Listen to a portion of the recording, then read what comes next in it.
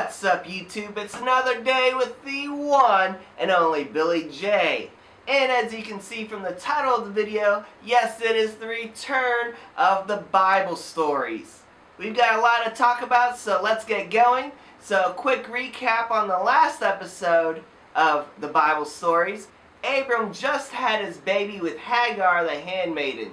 And in this episode, we pick up with Abram 13 years later. So now Abram is 99 years old. And the Lord appears before Abram, and they go for a walk. And as they're walking and talking, God tells Abram once again that he is going to be the father of nations. And then God says, you know what, Abram? You need to change your name.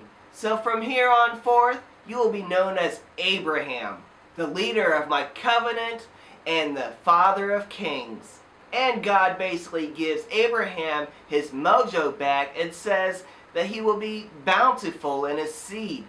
And also God promises him all the land of Canaan.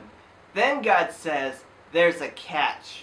Since I'm giving you all these gifts of land and bountiful seed so you can have lots of babies, and we are starting this little covenant where everyone will worship me, every man in our covenant will be circumcised. This includes the male slaves, like they have a choice. And for those that don't get circumcised, well, they won't come to the kingdom of heaven. Oh, and as for your wife Sarai, well, I don't like her name either, so we're going to call her Sarah. And she will be the mother of nations. And then God said that he would bless Sarah and make sure that she produces Abraham a son. And Abraham had to laugh a little bit inside because he was 99 years old and his wife Sarai was 90 years old. And he didn't think that Sarai or Sarah would be able to produce babies at such an old age. But God assured Abraham that she will produce a son, but he has to name him Isaac. And God will continue his covenant through Isaac and make sure that he has lots of babies as well. And Abraham tells God, what about my son Ishmael? And God says, oh yes, I've heard of Ishmael. Well, I'll bless him too. And I will make sure that he produces 12 princes. And I'll make him a great nation. Also, I only want to continue my covenant through Isaac and not Ishmael. Then God leaves and Abraham goes back to the camp and he gathers all the males, including the male slaves, and they have a circumcision party so they can all get to heaven. So once again, it looks like God is pitting brother against brother like he did with Cain and Abel. And it seems there's a little foreshadowing with a rift between Isaac and Ishmael. Why does God pick favorites? And why does all of a sudden God care about circumcision? Does that mean that no one that has died before has gone to heaven because they're not circumcised? No Adam and Eve? No Abel? No Seth? No Noah? Nobody? Sheesh. Noah was supposed to be the holiest of holies, and he didn't even get to heaven? So some time goes by, and Abraham is chilling in his tent, and God appears before him in the plains of Mamre. And God has two other men with him. So as it was customary, Abraham invited God and his two friends to sit beneath a tree.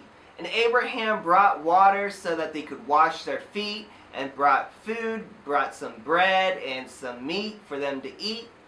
And they had a little picnic underneath this tree. So as they're eating, God asks Abraham, where is your wife Sarah? And Abraham says, oh, Sarah, she's in the tent behind us. Well, not only is Sarah in the tent, but she's eavesdropping.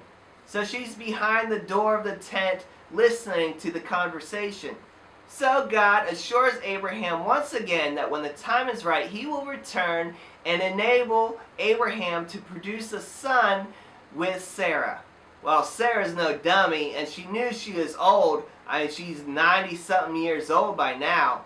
And she knew she was too old to produce babies, so she had a little chuckle to herself.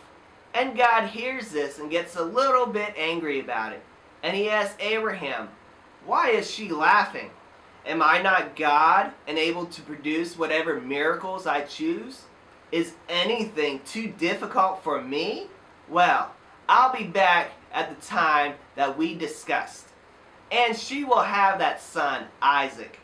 And by this time, Sarah was a little scared because God was getting angry. And she didn't want to upset God anymore, so she told God that she wasn't laughing. Well, God being God and knowing all things, told Sarah, "No, you laughed. I heard you. I am God after all." Sheesh, God gets so angry at women. He didn't get so angry with Abraham when Abraham laughed at the fact that Sarah was so old and God said he was going to have her give out a baby. So why does he get so mad when Sarah laughs at the same thing? And I wonder what God looks like when he takes human form. He certainly likes to take human form and walk around. He walked around in the Garden of Eden. He walked around with Abraham.